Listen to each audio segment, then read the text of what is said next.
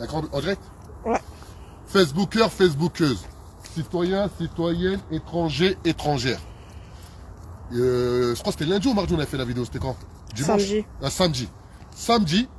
Samedi, j'ai fait une vidéo ici dans ce quartier, Rosa Parks, au Blanc-Minil, afin d'informer d'un travail extraordinaire. Là, ils sont là, les 4 membres du collectif de locataires, ou du amical de locataires, qui sont affiliés eux aussi à la CNL.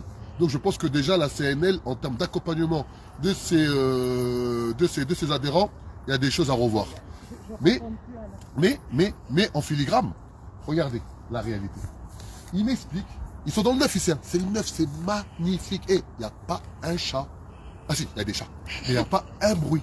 Et franchement, c'est la vérité, l'atmosphère, elle est vraiment paisible.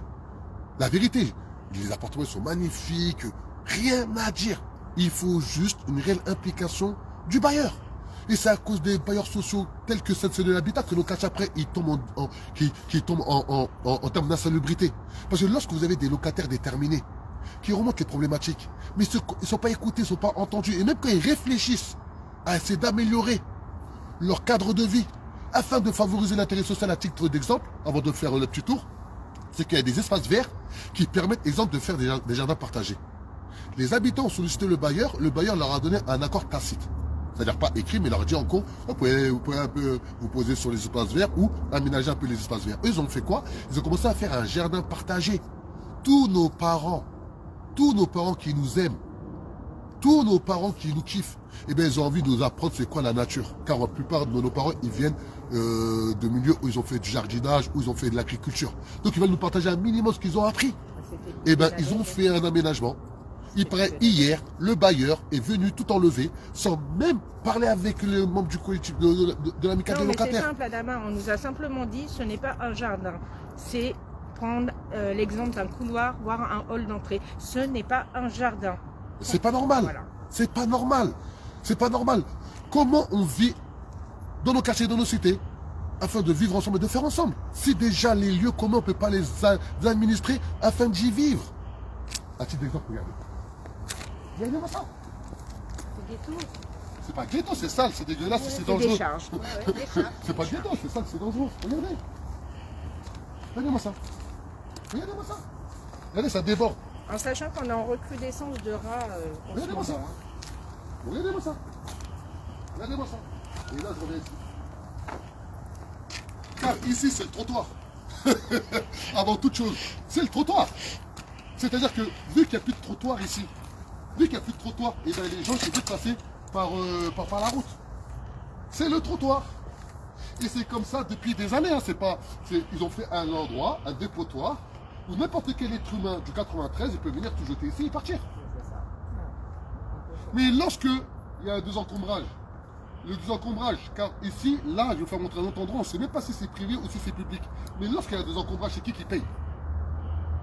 Qui paye le fait d'enlever les encombrants? C'est les locataires. Non, parce qu'en général, lorsque la municipalité a fait enlever l'encombrage dans des lieux privés, elle facture ensuite au bailleur. Et le bailleur facture ensuite au locataire. Voilà. Car le décret exactement du 26 août 1987 amène à ce que les encombrants sont à la charge du locataire. Et ça, ne l'oubliez jamais. Ne l'oubliez jamais, vous, dans vos quartiers, dans vos cités. Car beaucoup de personnes dans des quartiers, dans des cités, ils voient des personnes jeter des encombrants sauvages, notamment des entreprises qui ne veulent pas payer la déchetterie, et au final, c'est vous qui payez. Arrêtez de fermer les yeux. Arrêtez de fermer les yeux. Là, j'ai 4 femmes pétillantes, déterminées, une maman de 80 ans, là. Elle a mal au dos, elle est là, déterminée. J'ai dit, tata, va rentrer. Elle m'a dit, non, je reste. Elle m'a dit, je reste, car j'en ai marre. C'est la présidente. C'est la présidente. Elle a dit, elle en a marre. C'est ma maman, elle a 80 ans. C'est ma maman. Je lui dis, tata, je suis comme ton fils. Tu as besoin de quoi que ce soit, tu m'appelles. Et tous ceux qui me connaissent, c'est ça comment je fonctionne. Je fonctionne comme ça, c'est ma force. Car nous, on est mandataires. Sur l'article 1984 à 2010 du Code civil qui amène à ma personne, lorsqu'une personne signe, soit à l'oral, soit à l'écrit, je deviens elle ou je deviens lui. Et ma détermination, elle est sans faille. Vous le voyez très bien. Là, on a récupéré les charges. Vous regardez comment c'est balèze. Je vais vérifier ligne par ligne. Tout ça, c'est les charges. Je vais vérifier ligne par ligne. Et je suis un crack. Je suis très fort. J'ai récupéré 2 millions d'euros pour des copropriétaires de la résidence Lamoré. J'ai récupéré 630 000 euros pour des copropriétaires de la résidence à Gage des Gonesse, Colonel Fabien. J'ai récupéré 5 000 euros récemment à des locataires Claisance de la ville de Villepinte. Et la liste comme ça, elle est longue. On parle pas pour rien là. Là, on parle pour faire un vrai réveil social.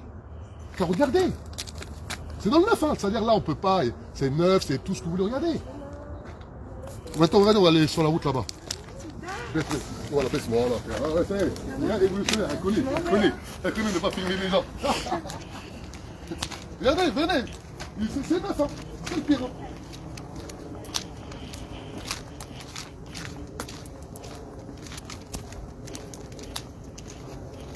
Dans tout le quartier, vous avez des endroits comme ça, des poubelles qui sont entreposées. On appelle ça des nuisances visuelles. Il y a les nuisances auditives, les nuisances sonores et les nuisances visuelles. Ça, c'est une nuisance visuelle. Imaginez-vous ces personnes, regardez là, ils sortent de chez lui, dans le neuf, le premier truc qu'ils voient, c'est sa poubelle. Et personne ne les enlève. Ni le bailleur, ni la municipalité. Et au final, c'est comme ça. Et aujourd'hui, c'est des appels d'air. Car il y a beaucoup de personnes qui ont compris que ici, c'est ouvert à tous. Ils sortent de l'autoroute, vite, tac, tac, et ils repartent. Mais au final, c'est qui est en pâtit? C'est nos papas, c'est nos mamans, c'est nos darons. Car là, je vais aller devant l'habitation de la présidente de l'amicale des locataires. Vous allez voir la dangerosité qu'on a trop banalisée. On a trop banalisé cette dangerosité dans nos cités et dans nos quartiers. Les charges, ils sont lourdes, non? Non, j'aime ça. Ça fait un peu sport. Regardez, c'est dans le neuf, regardez. Regardez un petit exemple. Un petit exemple. Attends juste, ton doigt, parce qu'il y a le micro en bas, voilà. Un petit exemple. Là, ils sont dans le neuf. Attends, viens.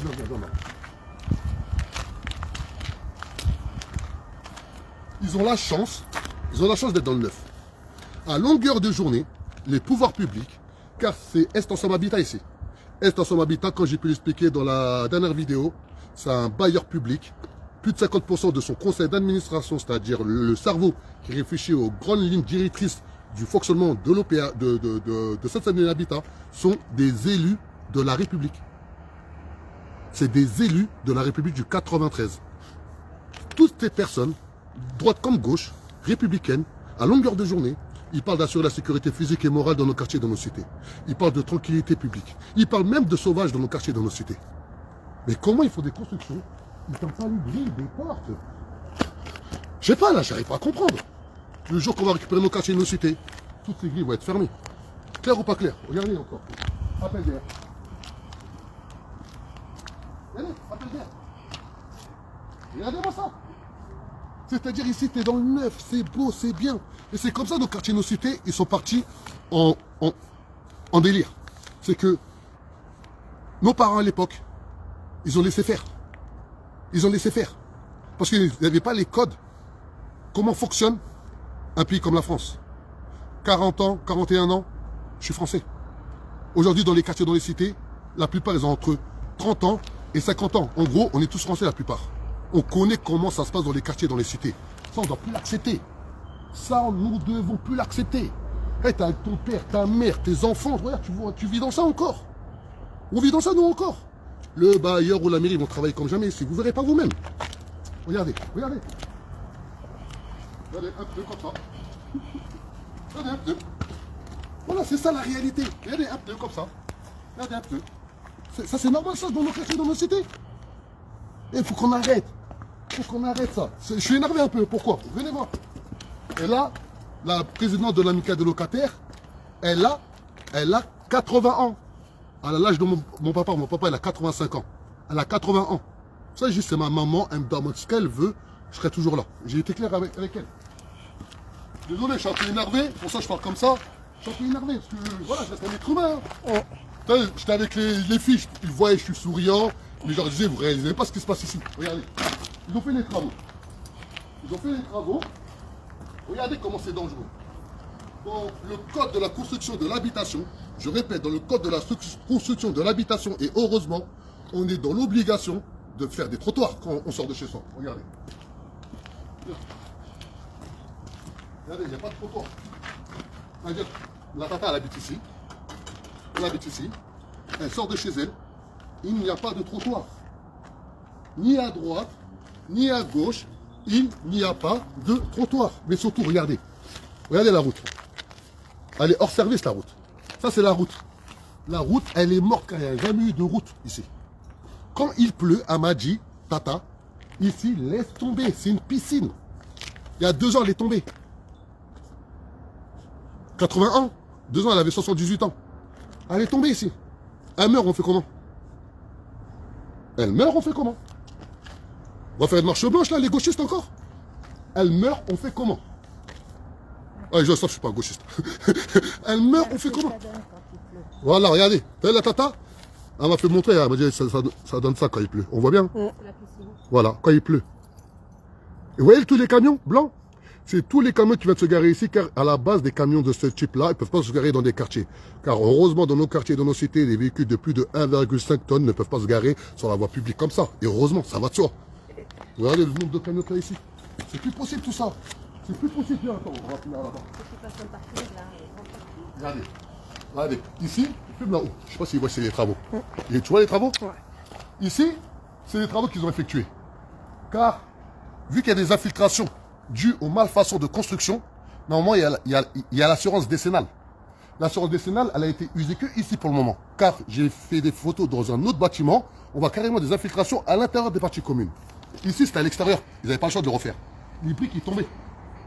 Les habitants me disent, mais attends, comment se fait-il qu'à aucun moment, ils ont présenté un rapport d'audit pourquoi les briques tombaient? C'est ça qui nous manque dans nos quartiers, dans nos cités. Ok, tu viens faire les travaux. Mais au moins, rassure-nous. Explique-nous comment ça se fait que les briques ici sont tombées et que ici, les briques ne sont pas tombées. Parce que c'est le même bâtiment. C'est la même façade. Ici, les briques qui tombent, ici, les briques qui tombent pas, ici, les briques qui tombent. Et la tata qui habite là, elle me dit, chez elle, il y a des infiltrations car ces murs, ils commencent déjà à cloquer. Elle a fait la peinture il y a moins d'1 an. Je suis en colère. Je suis en sueur, je suis en colère. Pourquoi? Parce que c'est pas normal. Combien de temps on continue encore à pisser comme ça sur nos parents? Combien de temps encore vont commencer à nous prendre de haut? Pourquoi? Car on avait rendez-vous aujourd'hui. Le bailleur, il a appelé les collectifs de locataires et sa seule posture était de me diaboliser, moi, Adama Traoré. Alors que je suis responsable associatif, une association régie par la loi de 1901. On œuvre à titre gracieux depuis 8 ans sur le territoire national. On a implanté dans plus de 10 villes. Quand j'ai implanté, on est vraiment implanté. C'est-à-dire qu'on accompagne des personnes dans plus de 10 villes en France. Et il n'y a aucun être humain qui peut vous dire qu'il va donner ne serait-ce 1 centime pour que je l'accompagne. Aucun. En 8 ans, allez voir qui vous voulez, dire qu'un homme m'a demandé de l'argent pour l'accompagner. Pour moi, je l'accompagne. Ça n'existe pas chez nous. Et je vous dis en direct, tout le monde peut aller... Regardez. Car notre action, elle est désintéressée et elle est sincère. Car moi, quand je vois Tata, regardez comment où elle marche. Elle marche là. Vous imaginez là? Votre mère, elle tombe. Votre mère, elle tombe, elle se blesse, on fait comment? Votre père, il tombe, il se blesse, on fait comment? Et là, on est dans le neuf. Donc là, qu'est-ce qu'on va faire? Parce que pour moi, ça, c'est une priorité ici. Hein. Car comme j'ai expliqué, dans le plan cadastral, on va savoir à qui appartient la route. Car aujourd'hui, les membres de l'amicale de locataires, lorsqu'ils demandent à qui appartient la route, le bailleur, il dit c'est à la mairie, et la mairie, elle dit c'est au bailleur. Donc c'est comme ça depuis 5 ans. Alors qu'en France, cadastre.fr, on regarde, et je vais savoir dès ce soir à qui appartient la route. Et dès demain, on va dire, ils vont venir faire leur travail. C'est dangereux. Après, je dis, bienvenue dans le 9-3. Même dans le 9, c'est pas 9. Et là, quand je parle, il y a les membres du conseil. Vous avez le droit de parler derrière. Hein. Je peux vous entendre si vous voulez parler. Vous avez le droit. Hein. Voilà, vous avez le droit de parler.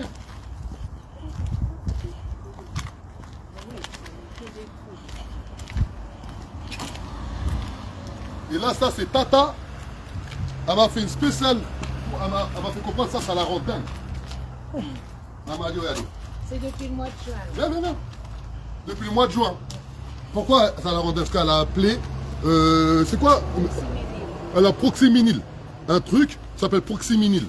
Je pense que c'est un service de la ville du Blanc-Ménil qui est proche des habitants. Lorsque tu les contactes, ils viennent pour pouvoir enlever les déchets sauvages ou les dépôt sauvage. Quand je les appelle, ils viennent nettoyer la rue, mais ça, ils peuvent pas l'emmener.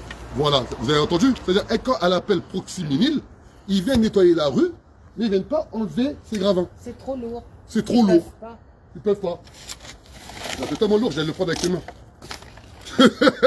À part si peut-être je suis balèze. Hulk. Hulk du Mali. Oui, demandez qu'ils peuvent. Voilà. S'il vous plaît, il faut vraiment qu'on se réveille. Car que ce soit des pouvoirs publics, que ce soit des bailleurs publics, tous ceux qui regardent cette vidéo, vous devez un minima si vous payez des impôts visibles ou invisibles. En France, toute personne qui achète ne serait-ce une baguette de pain, il paye des taxes et les taxes permettent aujourd'hui à la France de pouvoir engranger des recettes. Et ces recettes normalement sont dévolues à pouvoir être données exemple à des bailleurs sociaux tels que des bailleurs publics afin de pouvoir à minima enlever ce genre de détritus. Car la plupart des bailleurs sociaux, notamment dans des quartiers, dans des cités en difficulté comme la ville du Blanc-Ménil, ils ont un dégrèvement de la TFPB, la taxe de taxe foncière sur les propriétés bâties. Ils ont un dégrèvement de 20 à 30%. Et ce dégrèvement, normalement, c'est l'argent en plus pour pouvoir améliorer le cadre de vie de ma tata qui est là, de ma soeur qui est là et de ma soeur qui filme. C'est des femmes, elles prennent de leur temps, elles laissent leurs enfants, elles laissent leur quotidien pour venir avec Adama Traoré, faire montrer le quartier pour avoir une amélioration. On n'est pas dans le voyeurisme, on n'est pas dans le buzz, on n'est pas dans tout ça. Ceux qui me suivent, ils savent très bien que moi, il y a un like ou il y a 100 likes, pour moi c'est la même chose. Moi je véhicule un message. Donc le message véhiculé, ça va être lequel? Dès demain, pas s'entendre, dès demain, je vais redresser un mail au bailleur social, ça donne l'habitat, afin de reprendre la concertation. On n'a pas de réponse avant lundi qui arrive, on va directement enclencher la procédure judiciaire. Ça donne l'habitat, dans la ville de Stein, j'ai tout fait pour ne pas faire de procédure judiciaire. Ça fait plus de 4 ans. On voit des situations de dingue. J'ai fait aucune procédure judiciaire car j'ai tout fait pour prendre la concertation car je sais, une procédure judiciaire pour des locataires, c'est pesant. C'est pesant lorsque tu ne connais pas le rouage ou le millefeuille administratif juridique du droit français, qui est très complexe.